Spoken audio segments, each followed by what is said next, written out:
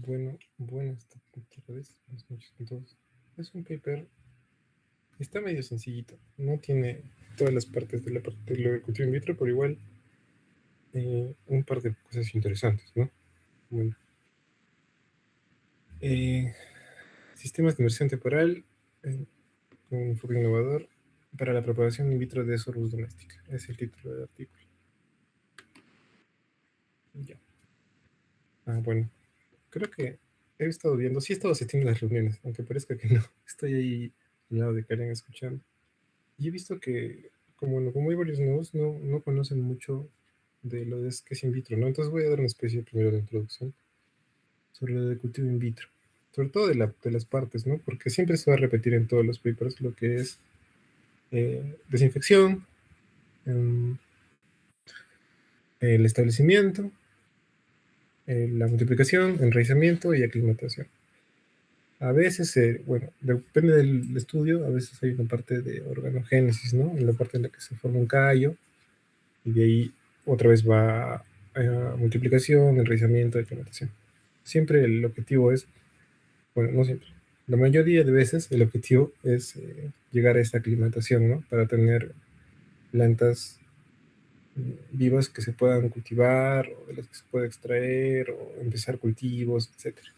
¿No? Lo digo a veces porque a veces, como en el caso de mi tesis, que además de eso se va a buscar mantener un cultivo de raíces para obtener metabolitos secundarios, ¿no?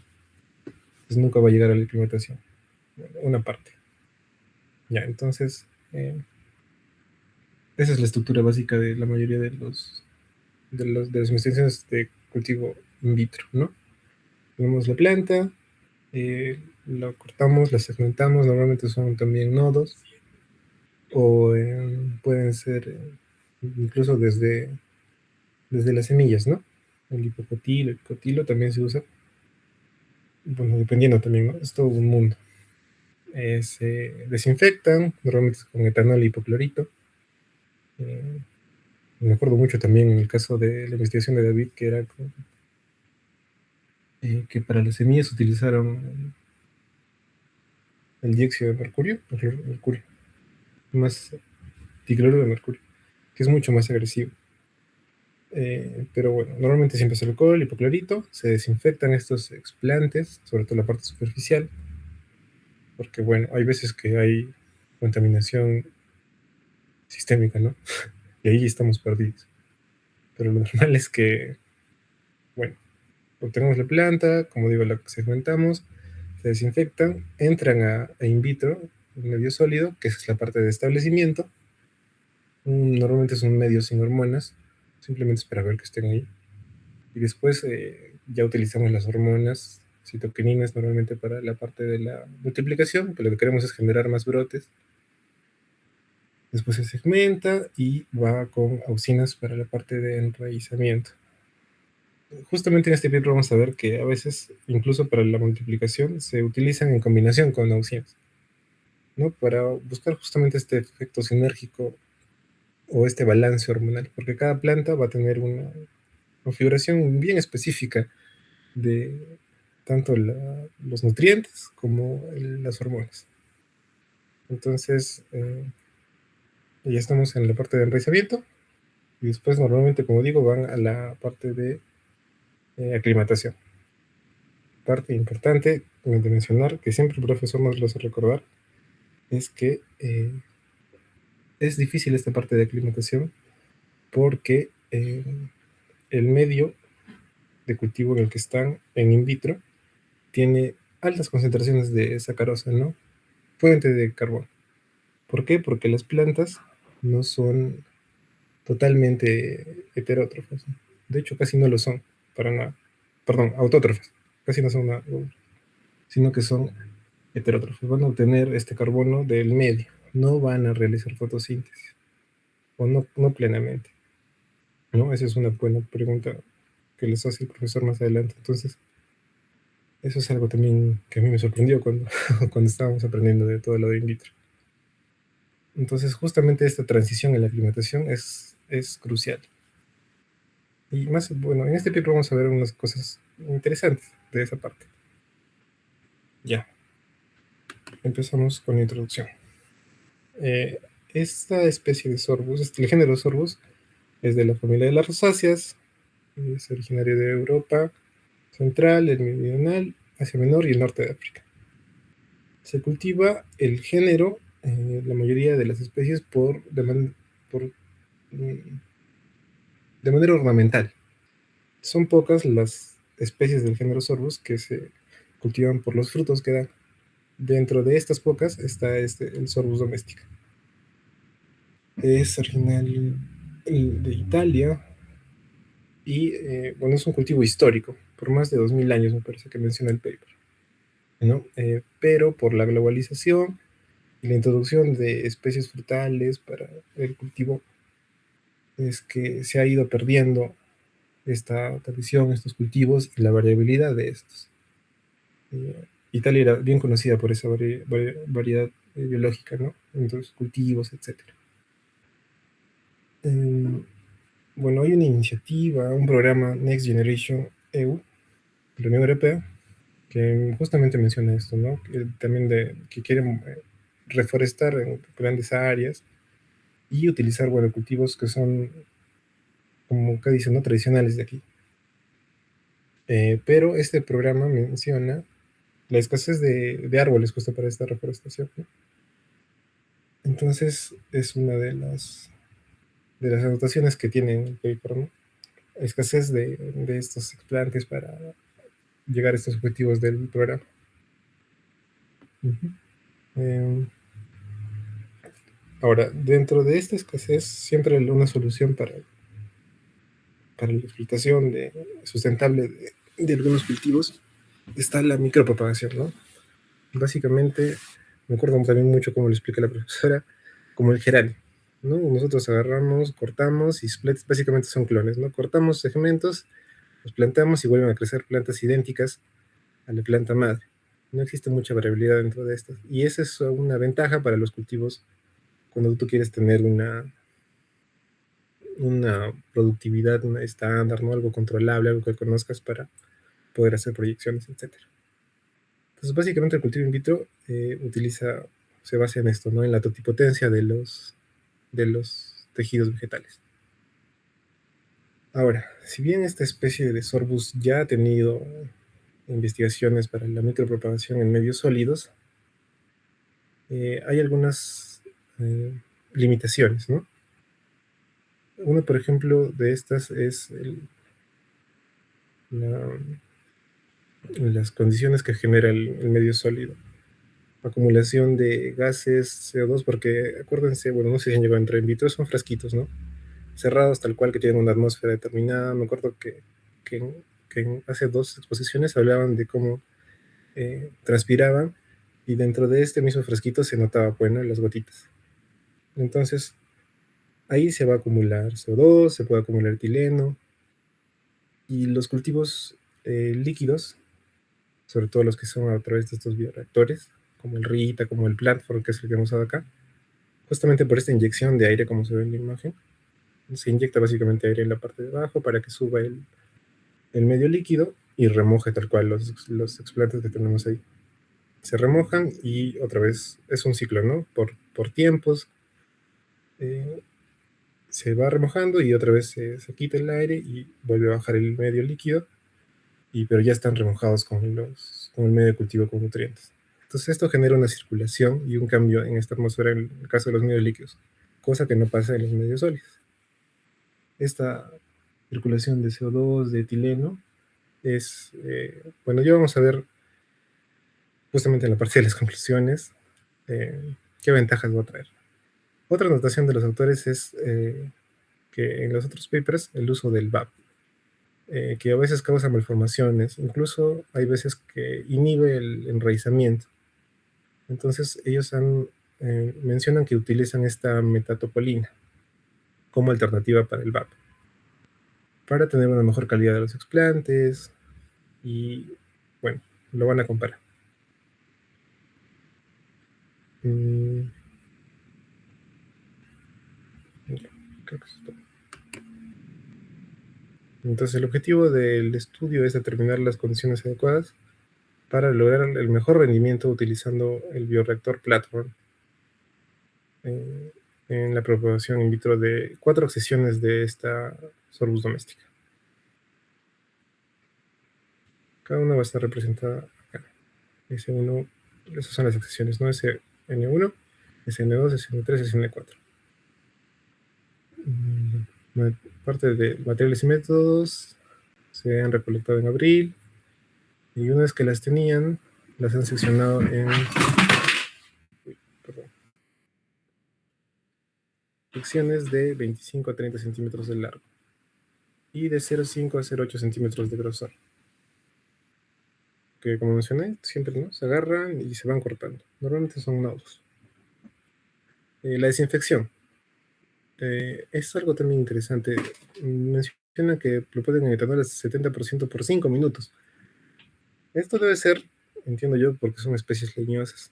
Las plantitas que hemos usado nosotros en el laboratorio, máximo es un minuto, ¿no? Un minuto y medio, creo que alguna vez me han comentado. Pero es que el etanol es bien agresivo, entonces, de repente, por lo mismo que son leñosas, han optado por esta concentración para, a pesar de ser más agresiva, bueno, la planta lo puede soportar y tienes más material desinfectado, ¿no? Bueno, después pasan a hipoclorito con Twin 20 al 2% por 15 minutos. Y después se hacen los enjuagues por 5 minutos con agua destilada estéril, ¿no? Ya. En el establecimiento no han mostrado resultados, simplemente han buscado una estabilización de la planta en vitro. Esto en medio sólido, en estas microbox, que son como las magentas que tenemos ahí, parecidas a las magentas que tenemos también en el laboratorio. Estas tenían 25 mililitros del medio MS y las vitaminas NICH y NICH. Bueno, mencionar esto de las vitaminas NICH y NICH, que justamente en este paper lo veo, básicamente son vitaminas B1, B6 y B5. Normalmente siempre somos MS o WPM, son medios ya con nutrientes definidos, ¿no? Estas vitaminas básicamente van a aportar cofactores para el medio, para el crecimiento de la planta. Y bueno, suplementados con 8 gramos por litro de sacarosa. Esto también es algo importante, ¿no? Normalmente en medio sólido y en las papers que hemos estado viendo se usa una concentración de 30 gramos por litro de sacarosa. Bueno, y el agente gelificante. Más adelante lo vamos a intentar explicar. El pH de medios de 5.8. Siempre es importante el pH para la solubilidad de los nutrientes y la biodisponibilidad. Se colocaron en la cámara de crecimiento a 25 grados, más o menos 1, fotoperiodo de 16 horas por día, con una intensidad de luz de, bueno, esas también son partes específicas, ¿no? Ya, esta ha sido la parte del establecimiento, que simplemente ha sido, como digo, para estabilizar la planta in vitro.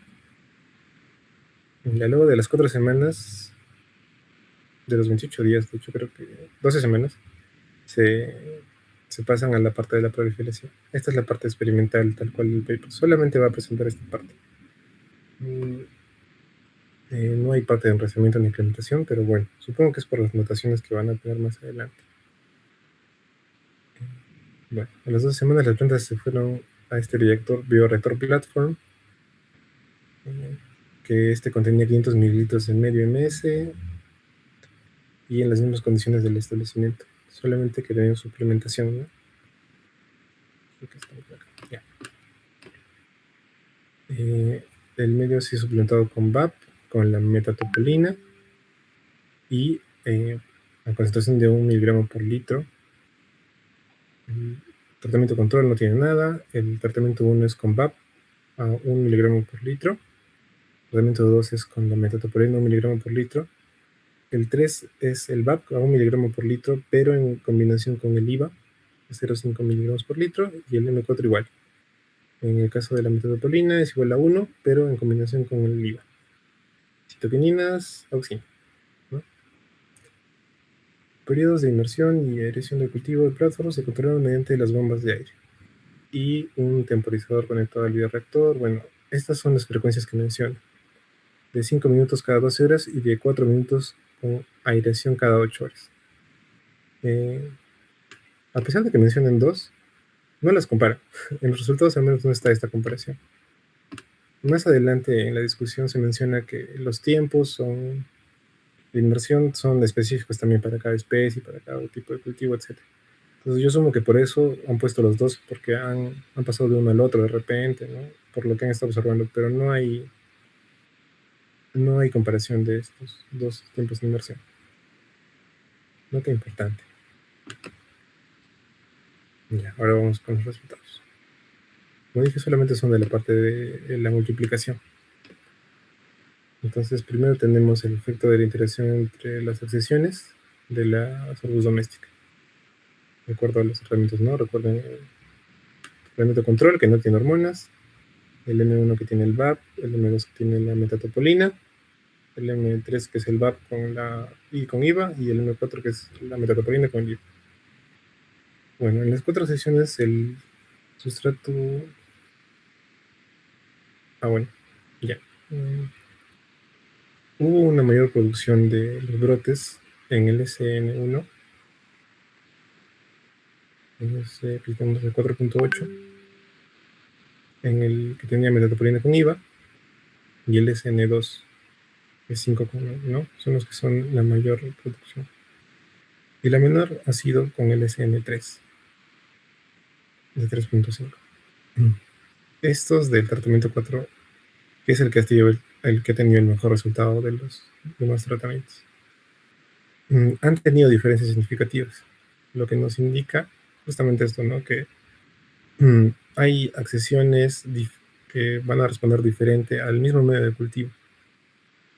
Entonces, repetir, ¿no? Esta configuración de las hormonas, de los nutrientes, no solo es específico de la especie, sino incluso de las accesiones que puedan haber, ¿no? De las variedades que pueda haber en un cultivo.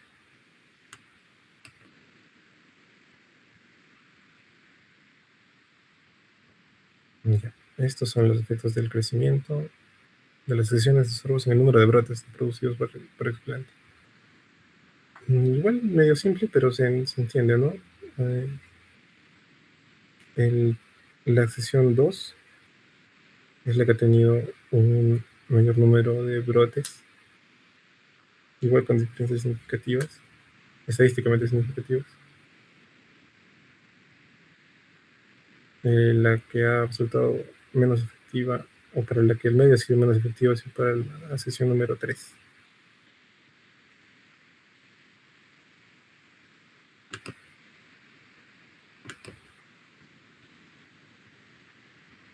Efecto de los diferentes regulares de crecimiento vegetales sobre el número de brotes por explante.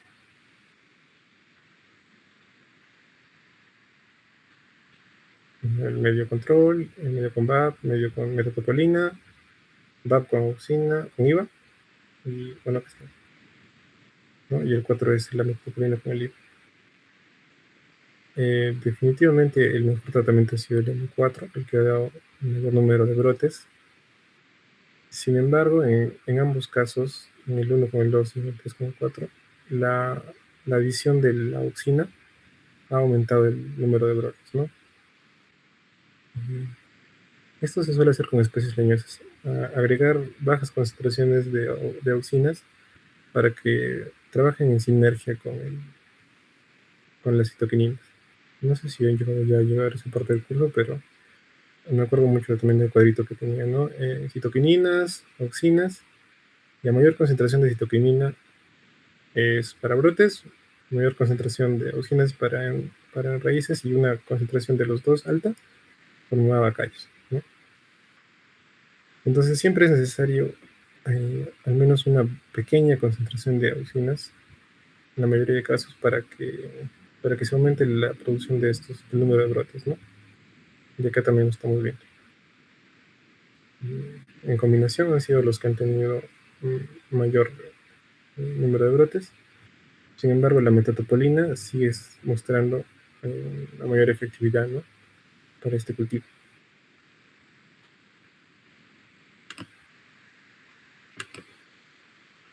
Ahí. Esto ya está resultado. Efectos de las interacciones entre las asociaciones de sorbus y el tratamiento con reguladores de crecimiento sobre el... Bueno, otra cosa a notar es que no han puesto, si es, yo sumo que es centímetros, ¿no? Pero tampoco está el ON. Entonces, ya. Otra vez el tratamiento 4 es el que va a mayor longitud de los brotes, ¿no? En todas las accesiones. Pero aún estamos viendo diferencias entre cada accesión. Entonces, otra vez la idea, ¿no? De que a pesar de que sea la misma especie, la mismo género, la misma especie, van a tener diferentes interacciones o resultados con el mismo medio de cultivo.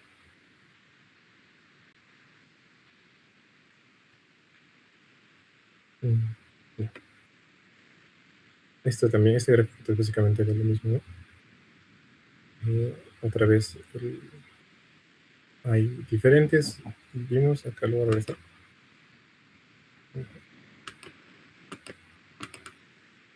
Que, por ejemplo, para la sección número 2, el número de brotes ha tenido un mayor número de brotes. Pero cuando hablamos de la longitud, en la sección 4 es la que ha tenido una mayor longitud de brotes. Entonces, eso también nos va a determinar, depende de lo que querramos, ¿no? Una mejor calidad del brote o una mayor producción.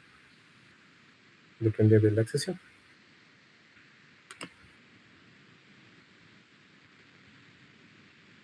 Ya.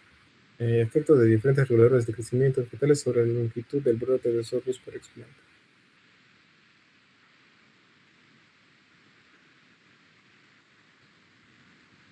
Otra vez, ¿no? La combinación del IVA con las citokininas ha mostrado un mayor crecimiento, una mayor longitud respecto a los que no tenían las auxinas. Pero aún así, las citokininas están teniendo un efecto, ¿no? Siempre el control está resultando mucho menor. Ya, la tasa de crecimiento de estos. Esta se calculó en base al peso fresco inicial, peso seco inicial, peso fresco inicial y peso seco final. Bueno, nuevamente, ¿no? La mayor tasa de crecimiento relativo, vemos que está con el tratamiento 4, que es la metatopolina con el IVA, para todos los cultivos. Pero igual entre accesión vemos otra vez diferencias, ¿no? Pero sigue siendo el M4 el que ha resultado mejor para todos estos.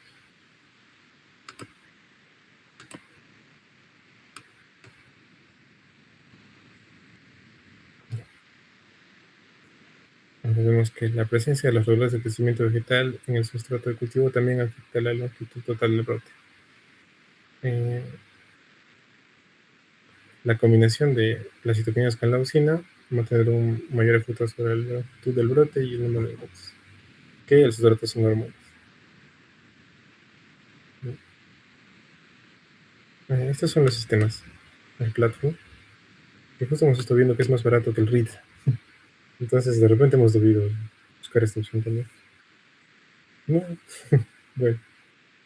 Y, bueno, otra cosa por la que mencionaron que lo eligieron es porque puedes poner mayor cantidad de medio, ¿no? Y por ende también tiene un poco más de volumen para poner más explantes.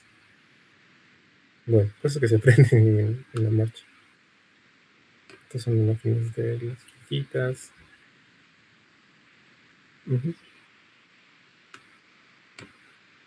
Esto ha salido en enero de 2024, entonces, bueno, nosotros hemos postulado poco después, poco antes, creo. Ya, conclusiones. Se llegó a desarrollar el protocolo para la propagación in vitro en inmersión temporal con los bioreactores Platform para 4 sesiones de soros. El uso de este sistema temporal logra una mayor tasa de crecimiento, así como un mayor número de brotes y mayor longitud de los brotes, ¿no? Eso hemos visto respecto al control. La metatopolina en el sustrato demuestra un efecto positivo en la calidad de las plantas micropreparadas. Acá hemos puesto pues, una comparación, porque estoy seguro que van a haber preguntas de la profesora respecto a esta es la metatopolina y este es el BAP. Bueno, los datos confirman que ciertos genotipos se adaptan mejor a ciertas técnicas de cultivo líquido, ¿no? Esto indica que no es tan sencillo crear un protocolo para todas las especies, sino que va a requerir evaluar adaptaciones, el origen de la planta, las interacciones, etc. ¿no? La técnica del cultivo líquido es más, bueno, la que han desarrollado aquí es más efectiva que otros protocolos con los que se producen más brotes en menos tiempo. Además, se va a reducir el costo de la producción y evita la necesidad de cultivos constantes para la fase de la multiplicación. Aunque la etapa final de la propagación aún debe completarse, ya se ha establecido una metodología eficiente para esto, ¿no? Hasta aquí han llegado con el paper, no han llegado a enriquecimiento, etc. Voy a dejar esto hasta aquí para las preguntas. Y si es que no es en las que he estado planeando, voy a aclarar algunas cosas, porque como digo, hay varias cosas interesantes de por qué medio líquido, etc. Entonces, vamos con las preguntas. Muy bien, Rodri, creo que ha quedado bastante claro. Iniciamos entonces la ronda de preguntas.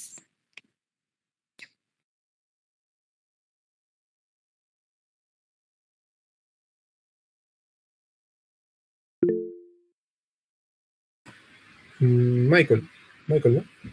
Sí, tu pregunta.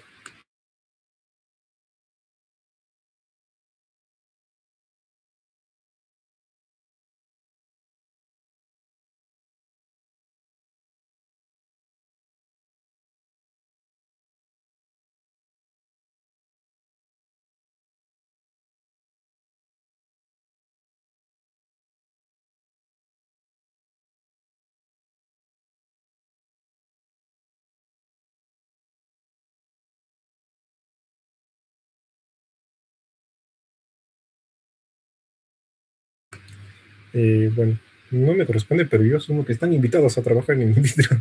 siempre necesitamos manos, ¿no? Porque es todo un proceso, incluso los datos.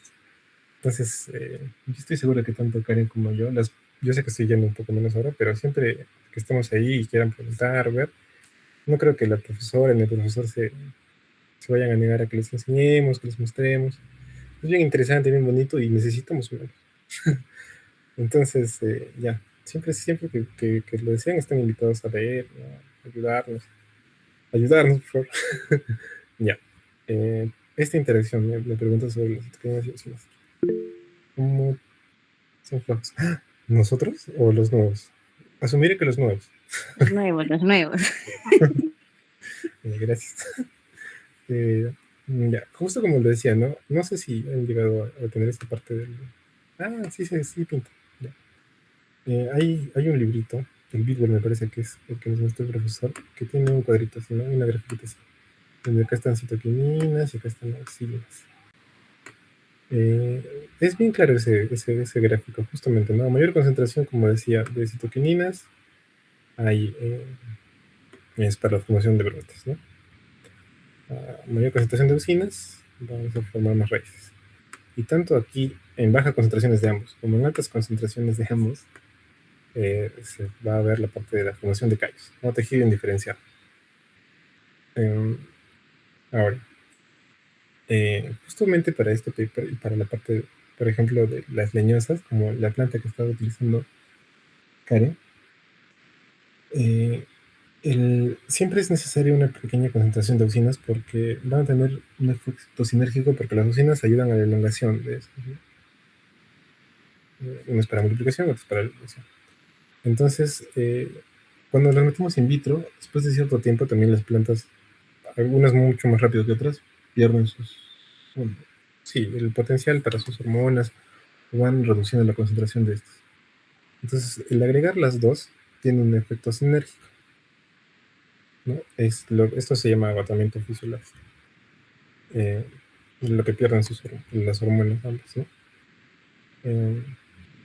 ambas también activan diferentes vías, ¿no? Entonces, como digo, una para la multiplicación y otra para la elongación o el crecimiento celular. Entonces, esa interacción, ese balance, es difícil de encontrar. Bueno, si tienen suerte, cuando ustedes llegan a hacer, si es que llegan a hacer, a veces le das, bueno, pero normalmente encontrar ese balance hormonal justamente para esa sinergia, porque si es que yo le pongo poca citoquinina y bastante, perdón, poca auxina y bastante citoquinina, si bien puedo tener buenos resultados en la parte de la multiplicación, puedo, como dije, inhibir el enraizamiento después. Entonces, es ir jugando, es ir, bueno, jugando al inicio y después interpretando los resultados, ¿no? Para, con fundamento, llegar a una concentración. Pero es un efecto sinérgico que tienen los dos, básicamente. Activan diferentes vías, unos son para multiplicación, otros para elongación. Pero en un balance específico de estas, nos dan una mayor productividad, ¿no? Para la parte de la propagación al menos, que es lo que han estudiado acá. Sí, esa sería otra pregunta.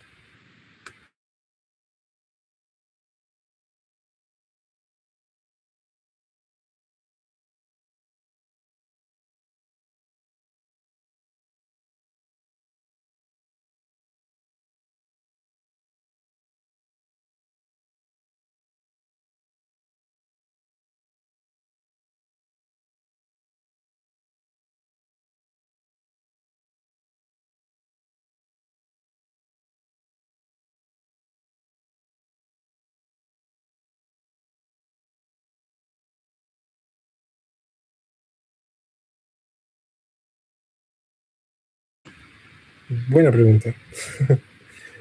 Justamente eso va relacionado con por qué utilizan metatopolina aquí, ¿no? Como alternativa.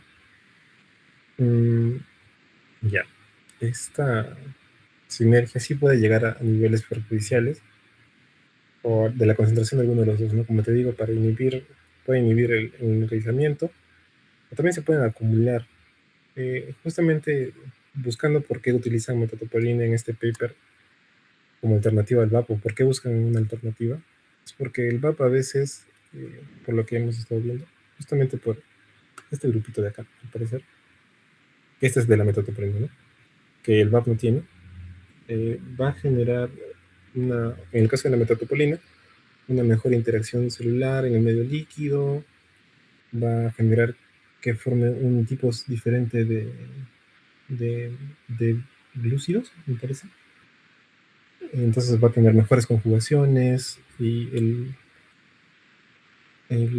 metabolito secundario que forma la metatopolina es reversible y el del VAP no. Entonces el VAP se puede acumular y puede generar malformaciones como lo menciona el paper, ¿no? En su introducción. En otros protocolos han generado malformaciones, justo porque se pueden acumular, generan glúcidos eh, irreversibles,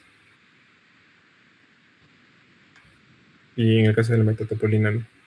Entonces sí pueden haber concentraciones perjudiciales para el cultivo y por eso se buscan alternativas, ¿no?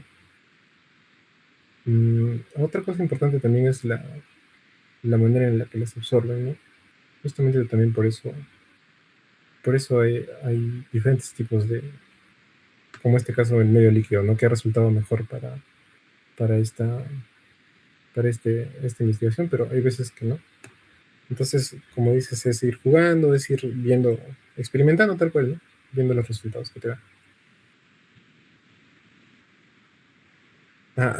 Perdón, algo también importante es que hay veces que, bueno, las plantas llegan con una carga hormonal y también por eso es difícil. Yo asumo, por ejemplo, que este resultado de las diferentes accesiones, que a pesar de ser el mismo medio tienen diferentes resultados, también es por la carga hormonal con la que llega la planta a la parte de in vitro, ¿no? De repente estaba en una fase más de brotación, de repente ya estaba floreando, el balance hormonal del explante que elegimos, por ejemplo, para la mía, no hay mucho problema porque mi grindel le crece por todos lados y saca flores por todos lados. Pero recuerdo que para la planta de David siempre era evitar que tenga flores, ¿no? Porque justamente va a tener un balance hormonal diferente y va a tener interacciones diferentes. Entonces, el origen del explante, por ejemplo, también es algo que tienes que definir en tu protocolo. ¿Qué tipo de explante? ¿Qué número de nodo a partir de la parte de arriba? ¿Cuántos nodos puedes utilizar? Eh, el ingreso, cómo ingresa la planta, el nivel hormonal que tenga, va a definir también cómo interactúa con el medio y con las hormonas, ¿no?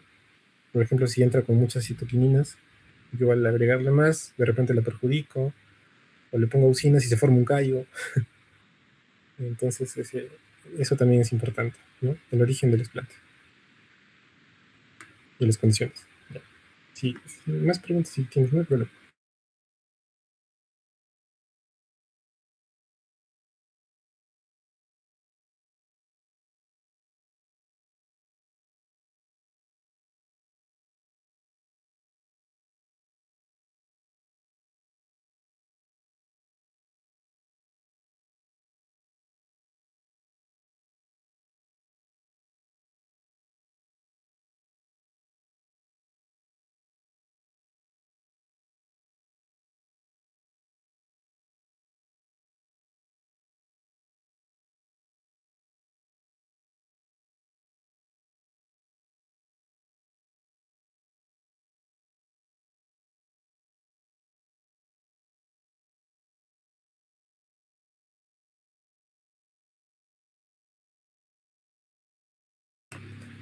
Ya, eso responde a tu objetivo también, ¿no? Eh, bueno, hay una parte básica también que es la operacional. Por más que tengas muchos brotes, de repente, si son muy chiquitos, es difícil cortarlos en in vitro. Acuérdate que es todo un protocolo, ¿no? Una cadena de bioseguridad, no puede haber contaminación. Pues normalmente también se buscan que sean al menos de 1 centímetro. Ya. Una vez pasada esa línea o esa valla, eh, depende lo que busques tener al final, ¿no? Por ejemplo, si yo lo que quiero es reforestar, si lo que quiero es salvar una especie que está en peligro, de repente me sirve más la cantidad de brotes que tenga pocos pero largos. O si es que yo quiero de repente utilizarlos ya para cultivo, me conviene más la calidad del brote, ¿no? Del explante. Entonces, para ahí voy a preferir que sean de repente más largos en lugar que cantidad, ¿no? Porque, bueno, más grandes van a tener mejores chances definitivamente en la parte de la aclimatación. También en el enraizamiento van a ver eso, ¿no? Yo sé que acá no hemos visto el enraizamiento, pero también el número de raíces principales, de raíces secundarias, va a influir en lo que yo estoy buscando. Entonces, de acuerdo a mi objetivo, de para qué voy a usar el explante, para qué estoy haciendo esto, voy a preferir uno u otro.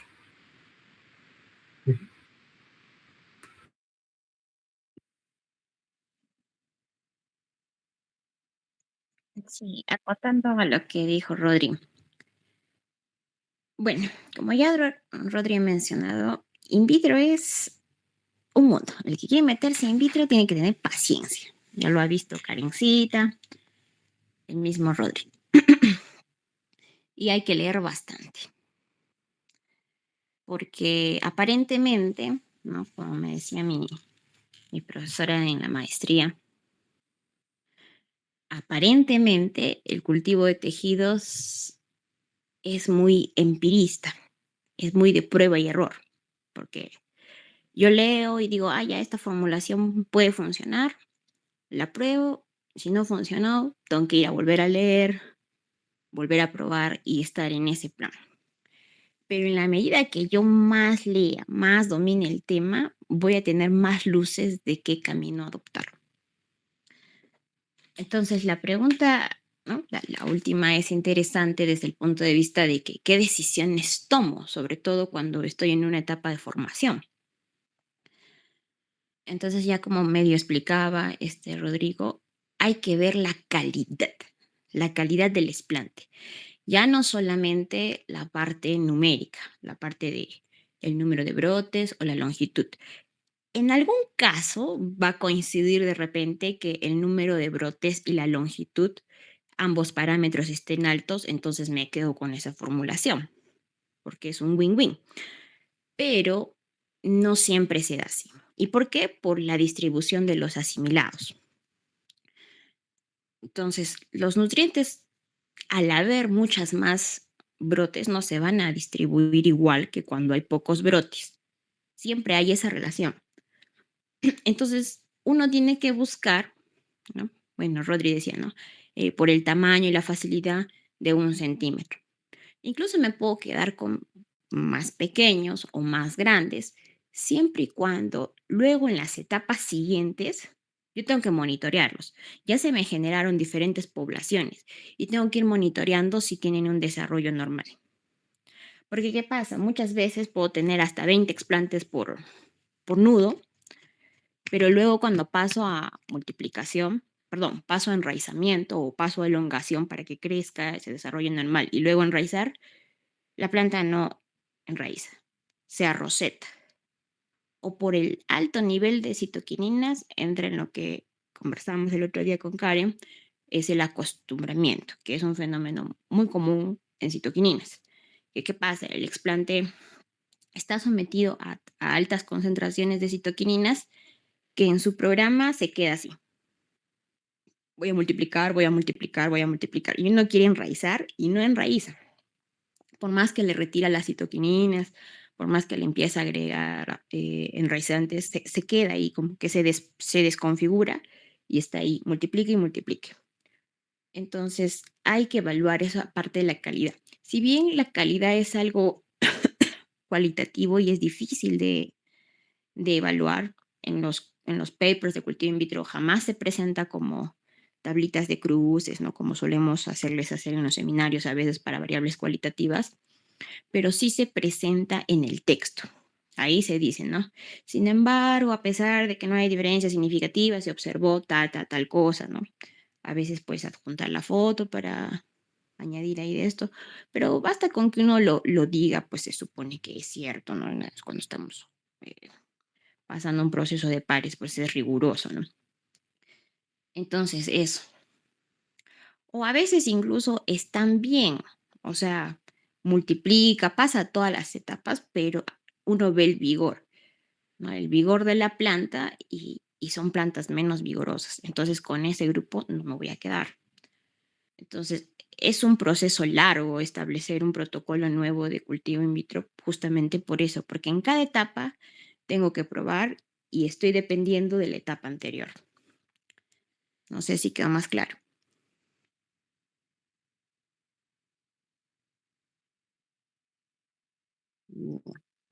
Ya, siguiente pregunta.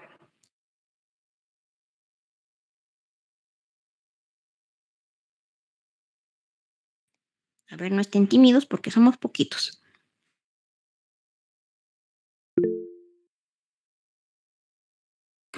Sí, Camila. Sí, buenas noches, Rodrigo. Estaba buscando un poco, ¿no? Sobre cómo es el in vitro y así, porque como dijo Michael, no tenemos mucha experiencia, pero pues no sé si hay algún protocolo de desinfección que se utilizó para que no se contaminara, pues, ¿no? Porque entiendo que se obtuvieron las muestras de un árbol, o sea, de una planta ya. Entonces, no sé cómo es eso.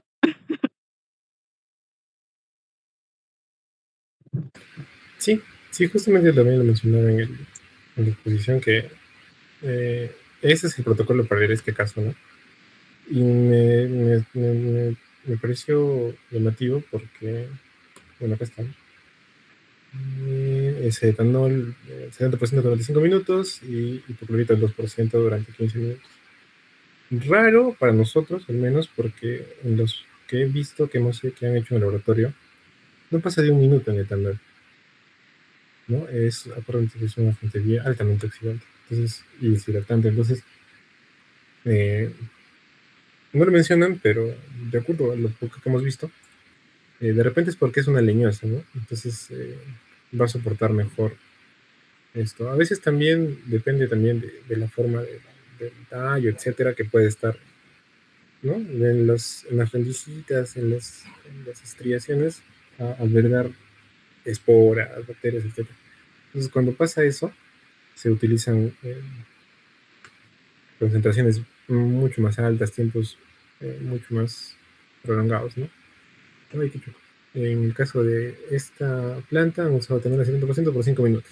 Nosotros normalmente, hasta lo que yo he visto, a lo mucho es un minuto, ¿no? Y siempre estamos apurados porque sí afecta mucho la planta. También la concentración del hipoclorito, a veces puede, mientras más le ponemos, más desinfecta, ¿no? Pero acuérdense que pueden generar mutaciones. Y a veces sin hacer nada ya forma, ya se rosetan, etc. Entonces es también otro mundo la desinfección para las plantitas. En este caso ha sido este.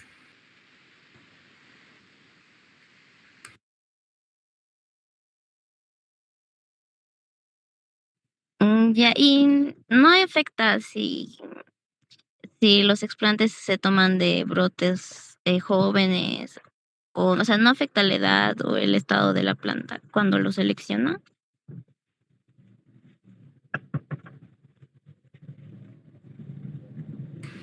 Sí, sí afecta.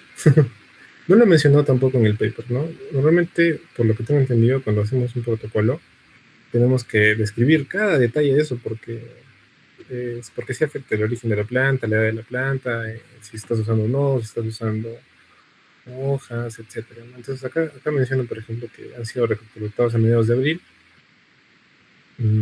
pero no mencionan qué número de nodos, ¿no? Nosotros normalmente, por ejemplo, en el laboratorio contamos, este es tu brote, ¿no? Por ejemplo, ¿no? Y está la punta, es la llama apical, y acá tiene una hojita, así, o ramas, etcétera, ¿no?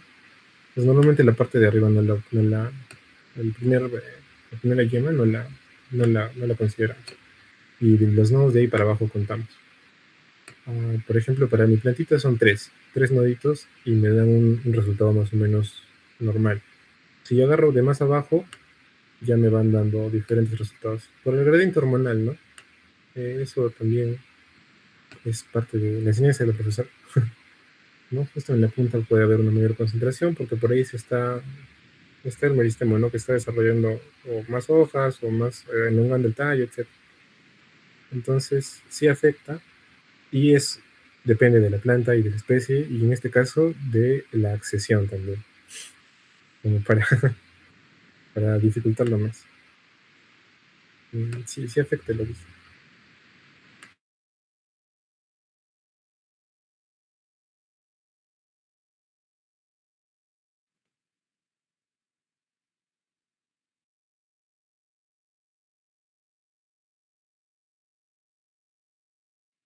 Bien, más preguntas, más preguntas.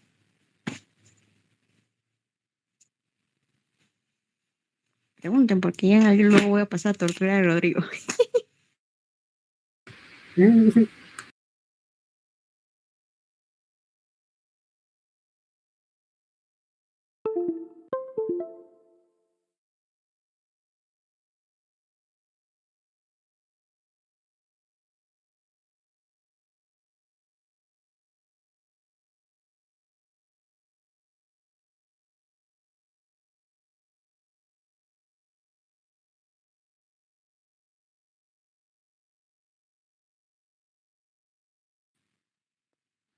Creo que los demás se han dormido. Ya, mientras despiertan, entonces, aprovechando la pregunta que hizo Camila, ¿no? De la desinfección y lo que tú también mencionabas. 5 minutos de etanol, una monstruosidad. ¿Por qué crees tú que son 5 minutos de etanol? ¿Qué podrían estar queriendo remover para darle 5 minutos?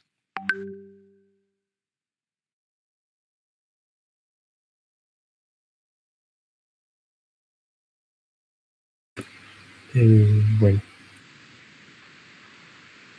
o sea, normalmente, por ejemplo, estos aditivos como el Twin son para eliminar algunas resinas, ¿no? Bueno, es un tensoactivo, entonces también hace que penetre más, ¿no? En las rendicitas, etcétera. O sí, si me lo pregunto como idea, podría ser, por ejemplo, de repente que tenga un poco de látex, de resinas que van exudando. Y entonces con el etanol se intenta lavar para retirar de la superficie, ¿no? O al menos uniformizar esa superficie que tenga eso y ya quede tal cual el tejido más vivo, ¿no? Yo asumo que sería por eso. Sí. Asumiría, porque igual no hay que ir a buscar la botánica de la planta, o sea, cómo es, pero yo asumiría que es porque por las fotografías que has mostrado, o sea, es una leñosa, pero a mí me parece que tiene alta cantidad de ceras. Entonces, como son lípidos las ceras, lípidos complejos, se acordarán de su bioquímica, entonces, y son difíciles pues de remover. Entonces, alto tiempo de exposición hace pues que eso se degrade, ¿no? Y ya por eso le entran a la mezcla luego de hipoclorito con el twin, ¿no? Incluso yo hubiera decantado por, si ese es el caso, por ejemplo, cuando yo trabajo con explantes que tienen muchas grasas, a veces aplicar el detergente antes justamente para diluir los lípidos y así solo darle el alcohol poquito tiempo para su acción bactericida y ya, ¿no? Pero podría ser ese el caso, ¿no? Sobre todo porque son segmentos, ¿no? De esquejes que han retirado. Que normalmente sí se ve esas concentraciones o esos tiempos, pero cuando hablamos, por ejemplo, de cápsulas, cuando hablamos de semillas, que tienen una testa muy gruesa, ¿no? Y cápsulas también, ¿no? Por ejemplo, cuando se trabaja eh, coníferas, ¿no? Los pinos de las coníferas, ¿no? Entonces sí tienen altos tiempos de desinfección, ¿no? Y sin problema, ¿no? Pero en este caso es un explante, sí, ¿no? También llama la atención, a menos que de plano se hayan equivocado en escribirlo, cosa que no creyera, pues, ¿no? Porque es una revista creo que es seria, ¿no? Bien, ya. Hablando de las accesiones, y yo les dije que les iba a preguntar, no sé si en la exposición de Karen o de alguno de los muchachos, pero por ahí les dije, ¿qué diferencia hay entre una accesión, una variedad y un cultivar?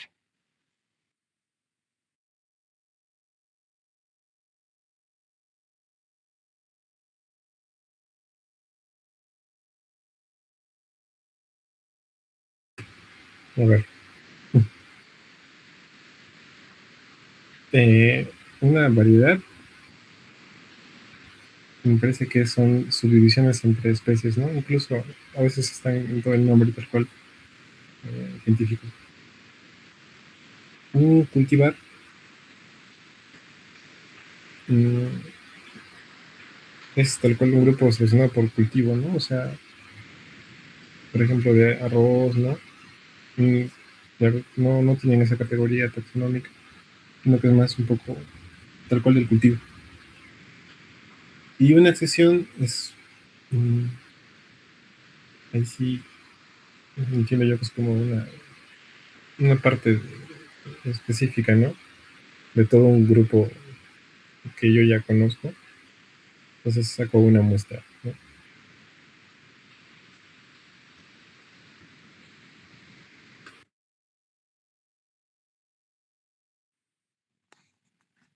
Ya, más o menos. Ya. Sí, como mencionas, pues la accesión es la muestra, lo que uno va y toma, pero es específica. O sea, el muestreo que uno hace de eso, la planta, el pedacito, el tejido, el trozo de planta o la planta que me traje del campo, ¿no? Esa es la accesión, porque es una muestra que he ido, pero en un tiempo determinado y un lugar determinado. Entonces, cuando yo hablo de accesión, siempre tengo que brindar las coordenadas y cuándo se colectó, ¿no es cierto? Pero la accesión la puedo, una vez colectada, tenerla en un banco de germoplasma. ¿no? Entonces, por ejemplo, algunas universidades, ¿no?, de otros países, porque pues, en Perú casi no hay bancos de germoplasmas en las universidades, a pesar de que dicen que hacen, pero bueno, ya. Eso voy a dejarlo para el profe cuando quiere dar el sermón del día. Pero entonces, eso, ¿no? Entonces van las universidades, colectan especies de su interés y rotulan, ¿no es cierto? Coordenadas, rotulan fechas y las van asimilando a su banco de germoplasma. Y a partir de esas accesiones, entonces empiezan a multiplicar por diferentes métodos. Puede ser in vitro, esquejes, etcétera, cualquier tipo de propagación. Incluso si son semillas, ¿no? Entonces hacen crecer y de ahí sacan más semillas, etcétera. Ya, entonces, o sea, la accesión no es la muestra tal cual, sino es la muestra que ha sido depositada en un banco de germoplasma o en algo similar, o en un laboratorio donde las están conservando. Pero como es de diferentes individuos, de diferentes localidades, porque yo puedo tener, ¿no? Como han hecho aquí, accesión 1, accesión 2, entonces de diferentes sitios también. Entonces es un grupo heterogéneo, o sea, puede ser heterogéneo. Es más, por más que yo he sacado de la misma planta, esa accesión, pues, por ejemplo, si estoy trabajando semillas y he colectado las semillas de las ramas superiores, que las ramas inferiores y las que están en el suelo, ya son diferentes, ¿no es cierto? Por la reproducción sexual, ya sabemos. Y lo que, de la mano de lo que consultaba Camila, ¿no? Son, o sea, va a variar el tejido, va a variar la edad, va a variar todo. Entonces uno tiene que ir estandarizando de dónde sí, de dónde no. Y eso, ¿cómo lo determino, profesora? ¿Cómo voy tomando esas decisiones? Lamentablemente es experiencia. En cultivo in vitro, nadie puede decir que sabe hacer cultivo in vitro si al menos no ha trabajado 3, 4 protocolos diferentes de diferentes plantas de cultivo. O sea, que si hacen su practiquita, ¿no? En biotecnología, aunque ellos todavía no van a llevar biotecnología, pero si un día aprenden ahí de monos o ayudan ahí en un protocolo y decir, ya sé cultivo vegetal, no. O sea, hasta el día de hoy, nosotros, quien les habla, el profe también, seguimos aprendiendo de cultivo porque es un tema muy extenso, ¿ya? Entonces, eso con las excesiones. Las variedades, ¿no es cierto? La característica es que tienen, es un grupo, sí, ¿no es cierto? Pero sus características son heredables. Normalmente las variedades aparecen como mm, en botánica, ¿no?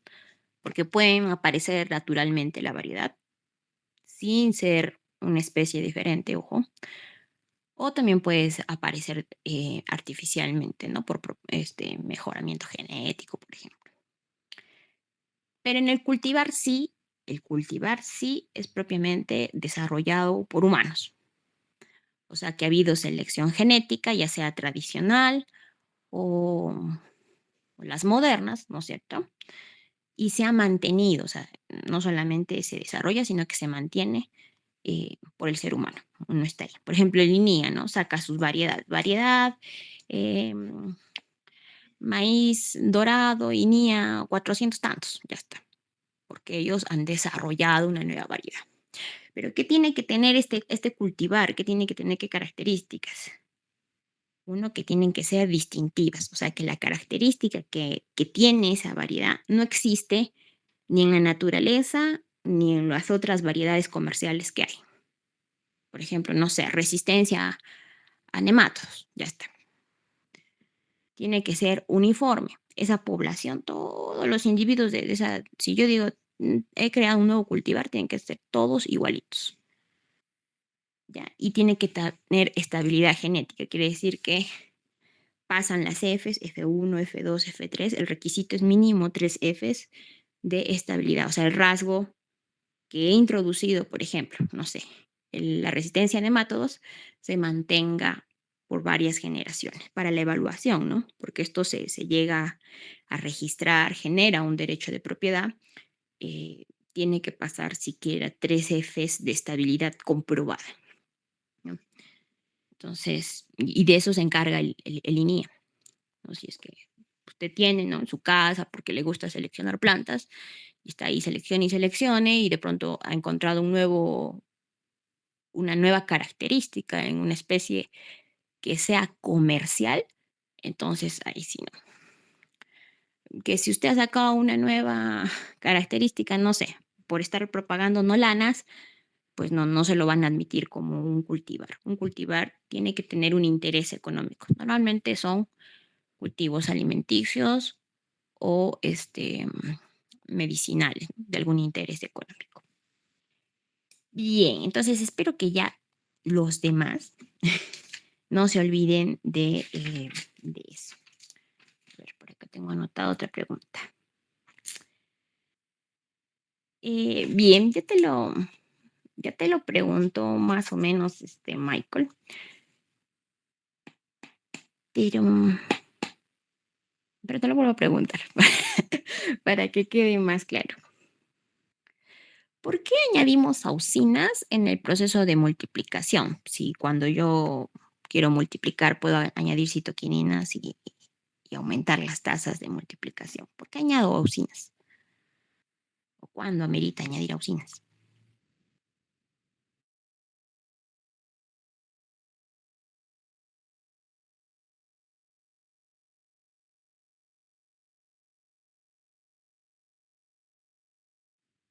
Rodri, ¿estás ahí? Sí, estaba intentando ordenarla mejor la respuesta, ¿no?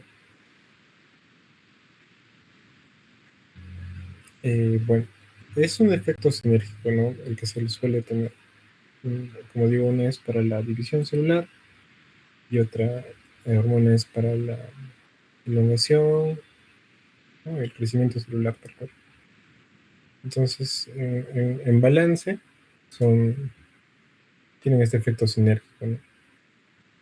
Pero siguen siendo diferentes vías metabólicas, siguen eh, bueno, produciendo diferentes órganos vegetales, pero tienen este efecto sinérgico porque uno es para bueno, así súper básico, para la multiplicación y el otro para la elongación o el crecimiento celular.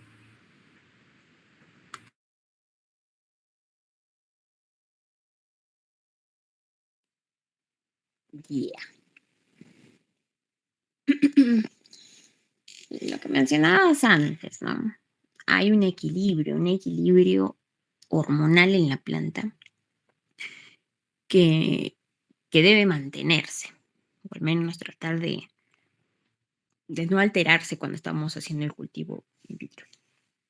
Porque hay plantas que sí responden muy bien a pura citoquinina. Por ejemplo, cuando era tesista, ¿no? El profesor Lazo me decía, ya, profesor, ya voy a pasar a la multiplicación, ya logré la desinfección, no importa al 70% nada más, o al 60%, creo, ya no me acuerdo muy bien, pero era baja para ser in vitro. Y, y ya tengo el establecimiento y voy a empezar a multiplicar. Y me dice, ya, ¿qué vas a usar, no? Los antecedentes, siempre ir a los antecedentes. Y le digo, voy a utilizar BAP, y así.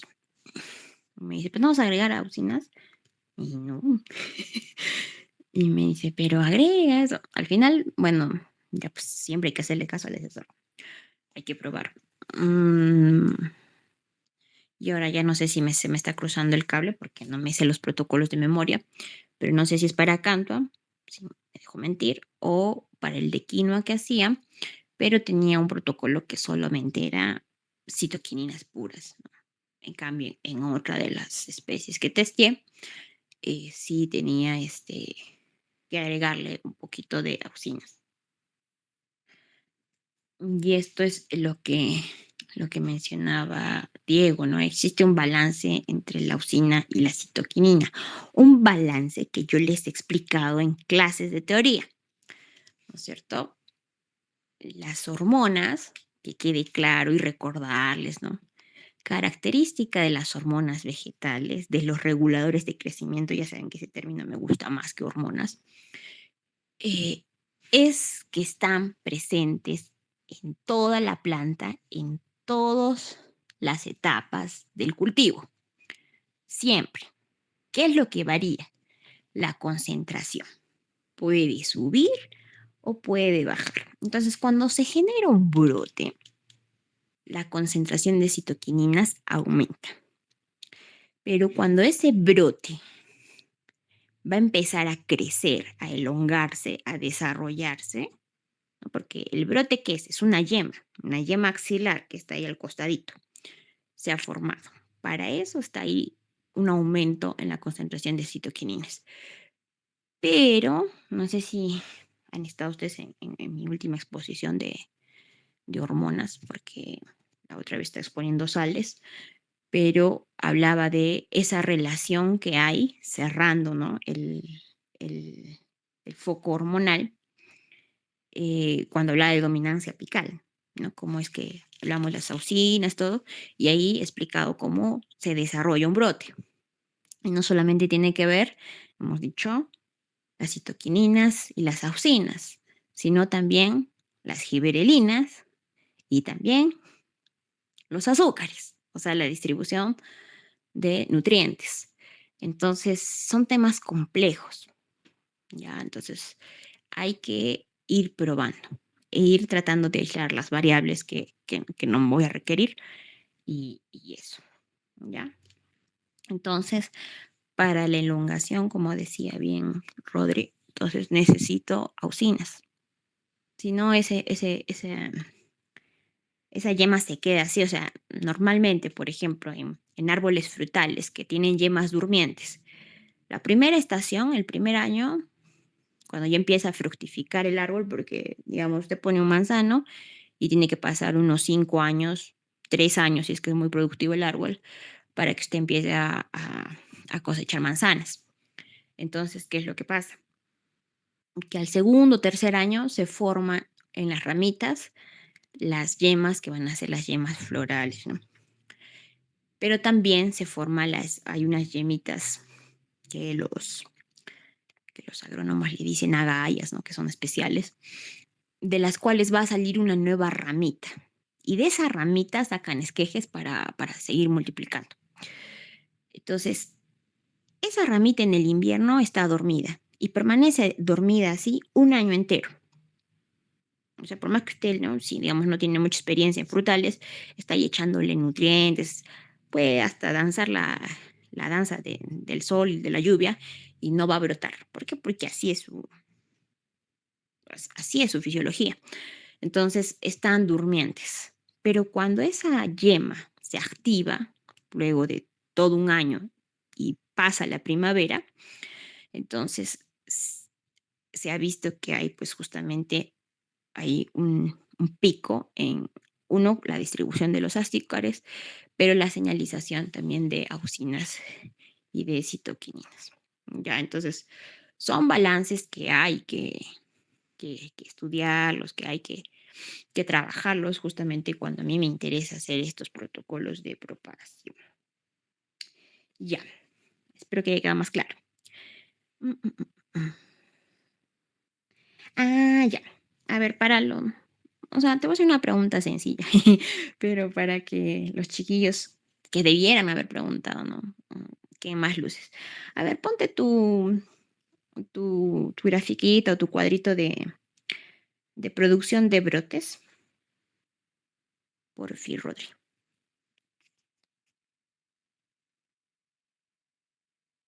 Ahí está. Y la pregunta es, ajá.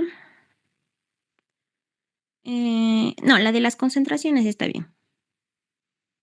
Esa. Bien, ahí. Y los demás atentos al gráfico. Que debieran haber preguntado. ¿Por qué el control, si en el control no estoy añadiendo hormona, por qué genera un mínimo de número de brotes?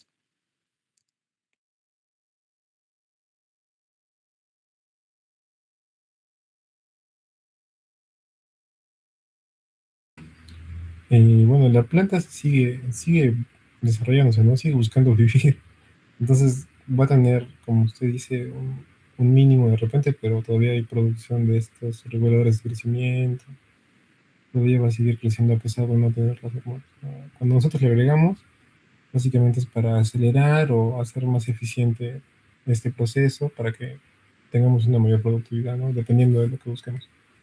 Pero la plantita así solita, por ejemplo, bueno, mi grindera también es así, la Nolana de David me parece que también podías, de hecho, no subcultivarla, y aún así seguía creciendo y seguía dando brotes y así.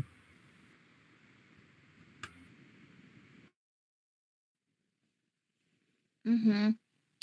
Pero no olvidar, cuando hacemos el corte, o sea, cuando yo tengo un explante, ahí en ese tejido, el tejido, ¿no? Y creo que ya Rodri lo dijo más antes, pero igual recalcar, ¿no es cierto? Ese tejido lleva una carga endógena, y ese es el término, endógeno, o sea, propia del tejido de hormonas. Y no solamente de auxinas y citoquininas, todo. Está las estrigolactonas, está todo, porque ya hemos dicho que en todas las plantas hay todas las hormonas. Lo único que va a variar es la cantidad de ellas. Incluso cuando estamos cortando, por el solo hecho de cortar, así lo hagamos eh, enfriando el bisturí, haciendo un corte bien limpio, produciendo una herida lo más limpia posible, aún así estamos generando una herida y, por ejemplo, se está generando etileno. Pero siempre vamos a tratar de colocar en el medio ¿no? hormonas y nutrientes para que eso se venza. Y entonces esa es la dificultad que tiene el cultivo in vitro, que cada tejido viene con su carga endógena de hormonas. Y justamente eso es lo que explica las diferencias que hay en las accesiones. ¿Y por qué les preguntaba y los molestaba con eso de qué es una accesión, qué es un cultivar, qué es un esto? Porque justamente la accesión es de un sitio y una fecha determinada. Y como decía Rodrigo, si son diferentes terrenos, va a intervenir la nutrición mineral, la luz, ¿no es cierto? Los que están llevando ecofisiología, todas esas variables tienen que aprender a ya hilar, ¿no es cierto? La luz, la nutrición, el agua, el estado fenológico en el que está la planta, hablando del lugar. Y hablando de fechas, pues también, ¿no? Diferencias en el desarrollo, cuántos años tienen. No es lo mismo mostrar una planta de 2 años que mostrar una planta de 5 años. Normalmente voy a muestrear brotes, ¿no es cierto? Tiernos que están en desarrollo porque están más activos. Ya los leños son difíciles de volver, no son imposibles, pero son más difíciles, ¿no? Entonces, dentro de una leñosa tengo que buscar ramas jóvenes, no voy a buscar una rama vieja ahí que ya tenga hasta suber. Entonces, eso. No son- Entonces, como tiene su propia carga endógena, entonces activa y activa para lo que está diseñada. Y normalmente, nosotros qué hacemos con cultivo in vitro, rompemos la genética para la que está programada la planta. O sea, cambiamos el fenotipo. Ojo, perdón ahí con el término, no los voy a confundir. O sea, no estamos cambiando el genotipo, sino lo que estamos cambiando es la expresión de esos genes. Estamos cambiando el fenotipo. ¿Ya? ¿Por qué? Porque una planta, por ejemplo, la nolana, como explicaba Rodri, creo que también la grindelia, son plantas que tienen hojas alternas y una yema por hoja alterna, ¿no? Y eso es lo que produce. Y normalmente, si usted ve y busca todas las plantas que hay, normalmente una planta por yema axilar o por ramita axilar tiene una yema, no tiene más. Alguna especie por ahí rarita que tiene hasta dos, pero eso es bien raro de ver. Dos yemitas que pueden tener. Sí creo que he visto en algunos como, me parece, pero no me acuerdo muy bien, del croton, por ejemplo, cuando hacíamos, que tiene dos yemitas por axila. Entonces, pero más de eso no da. Pero nosotros llegamos a reportar, a ver, no sé, ahí mismo está el cuadrito, creo, ¿no es cierto? Brotes, estos brotes. No, bueno, por ahí había, ¿no? Hasta 8 brotes por explante. Hay trabajos monstruosos en el que llegan a dar 20 brotes por explante. O sea, usted puso ahí y ahí ese explante naturalmente tiene 1 o 2 brotes y llegan a tener hasta 20 brotes. O de repente el brote que está generando le hace multibrotes, o sea, se elonga, le crecen nuditos y tiene más brotes. Entonces, ahí estamos rompiendo algo y encontrando algo que no, fenotípicamente, no es normal de encontrar. Entonces, estamos alterando ese fenotipo para que produzca más en un corto tiempo. ¿Ya? Entonces, ahí hay que tener en cuenta eso. Bien. Y ahora me voy a lo que te decías que te iba a preguntar, Rodrigo. Ya. ¿Qué diferencia hay entre una citoquinina isoprenoide y una aromática? Y no me vas a decir el anillo porque eso es bioquímica. ¿Y la topolina qué tipo de citoquinina es?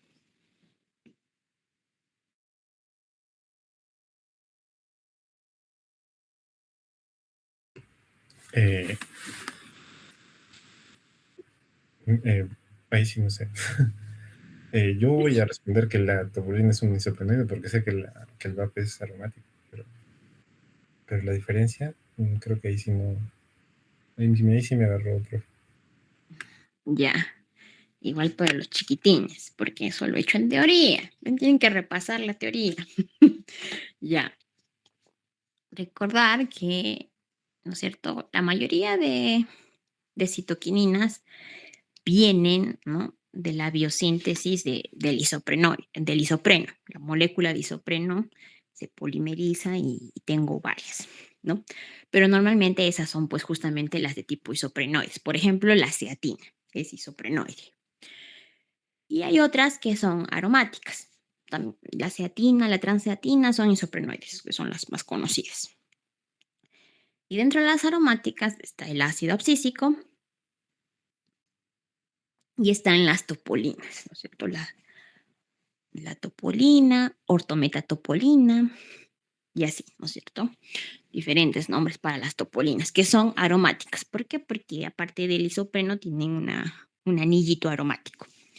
Entonces, en el VAP y y el y la topolina, como has puesto ahí el grafiquito, son de naturaleza aromática, ahí están los anillitos, ¿no es cierto? Pero ¿cuál es la diferencia, por ejemplo, con ceatina? ¿Por qué los autores no han trabajado con ceatina, por ejemplo? Como ya mencionabas, ¿no es cierto? Hay antecedentes. Hay antecedentes donde el VAP no generaba buenos resultados, ¿no es cierto? ¿Sí? ¿Te entendí bien? Sí, ¿no? Sí, Ya. Entonces, quiere decir, probablemente, ¿no es cierto? Para que ellos tomen de referencia eso, porque ya les digo, o sea, uno tiene que seguir el camino que han trazado otros. No voy a hacer experimentos de la nada, porque las hormonas son caras. Entonces, si él quiere hacer in vitro, sí, puede hacer in vitro, pero tiene que leer harto. O no vamos a gastar hormonas en experimentos que ni al caso. Ya, entonces, si han ya, o sea, ya el camino está labrado para utilizar VAP, quiere decir que en algún momento han utilizado las ceatinas, han utilizado las citoquininas isoprenoides y no ha dado resultado. Y la que mejorcito ha salido ahí era el VAP, pero aún así tenía ese problema. Pero como uno no es eterno, entonces hasta ahí pues publico, ¿no? Eso es lo que he logrado. O sea, los protocolos, ojo, no son perfectos, son perfectibles. O sea, siempre se pueden optimizar más, pero ya depende si vale la pena económicamente optimizarlo o no. Ya, en el caso pues de esta planta, ¿no? Estaban buscando porque quieren hacer conservación, porque no hay muchos árboles en esa zona y se está perdiendo la diversidad, ¿no? Que mencionaba Rodri durante la introducción. Entonces, con ese preámbulo, entonces, pero ¿cuál es la diferencia? Porque ya bioquímicamente dijimos unas derivan del isopreno, ¿no? Y tienen cadenitas de isopreno y las otras son aromáticas. Pero ese anillo, justamente que tienen las aromáticas, hace que la citoquinina sea más estable. La mayoría de citoquininas aromáticas son sintéticas. Bueno, el VAP se ha encontrado en algunas especies, ya, pero las topolinas, las metatopolinas, sí se han encontrado en algunas especies, pero la mayoría son de naturaleza sintética. Y son más estables porque justamente ese anillo le confiere mayor protección a la degradación enzimática, o sea, no se va a metabolizar tan rápido. En cambio, las otras, como son cadenas nomás, recuerden que los isoprenos derivan de los lípidos, son cadenas hidrocarbonadas nada más. Entonces, es fácil que venga Pac-Man, ¿no es cierto? Y se la coma. Entonces, las enzimas van a atacar ahí, van a metabolizar más rápido. Entonces, trabajar, por ejemplo, con ceatina es caro, porque de por sí es cara la hormona, porque es natural, se aíslan naturalmente. Y dos, que a veces pues no resulta tan bueno porque justamente se degrada rápido. Entonces, no voy a tener un efecto marcado. Y si yo quiero un efecto más agresivo en la multiplicación, o sea, no quiero solamente inducir la división, inducir la organogénesis. Por ejemplo, en organogénesis sí trabaja bastante con isoprenoides, pero si mi objetivo es mayor proliferación, entonces me voy a ir con las aromáticas. La que normalmente se usa porque es más comercial, es más barata y digamos la reina de eso es el VAP. Así como el ANA, el ácido naftaleno acético, es en auxinas para enraizar, por ejemplo, ¿no? Pero existe el ácido acético que es natural y se usa para ciertos casos, ¿no? de in vitro. Igual en este caso, o sea, si usted quiere una multiplicación ahí bien agresiva, así, que se note fue el efecto, entonces pues, de hachazo, VAP, sin complicarse, porque es más barato y es más potente el efecto. Pero como mencionaba Rodri, puede tener algunos efectos que sean contraproducentes. Pero eso también está ligado a la concentración, no solo la hormona en sí, sino la concentración. Por eso ellos, a pesar de que ya sabían que el VAP no funcionaba tan bien, vuelven a testear las concentraciones y las interacciones que tiene con la auxina, por ejemplo, para ver si de repente por ahí a los anteriores se les pasó a hacer una combinación que todavía falta probar y que puede hacer que dé. Y por ahí pues se han iluminado bien estos autores y han escogido las topolinas, que normalmente no se usa para hacer multiplicación, se usa poco.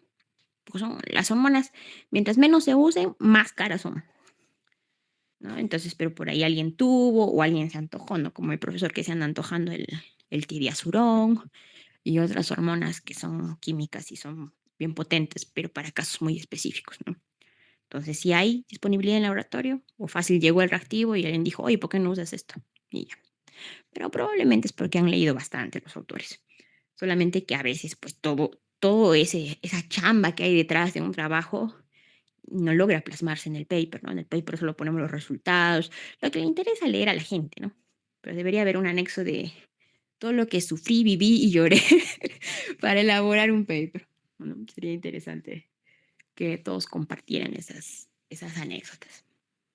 Bien, entonces eso, ya por el anillo que tiene es más estable y se degrada menos rápido. En cambio, las isoprenoides pues se degradan bastante rápido. Bien, Rodri, ya no tengo preguntas para torturarte. ¿Alguna otra pregunta más? A ver, ¿quién se quedó calladito por ahí?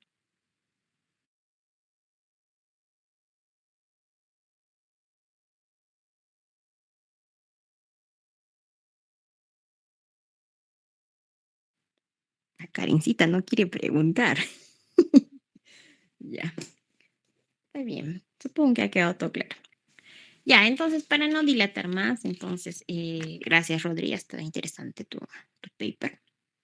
Si bien es sencillo, como mencionas, pero tiene muchas cositas de las que podemos conversar y de las que podemos refrescar y aprender, ¿no? Que al final eso es lo interesante en un paper, no que siempre sea lo mismo de multiplicación. Y esto. Bien. ¿Hay alguna otra pregunta?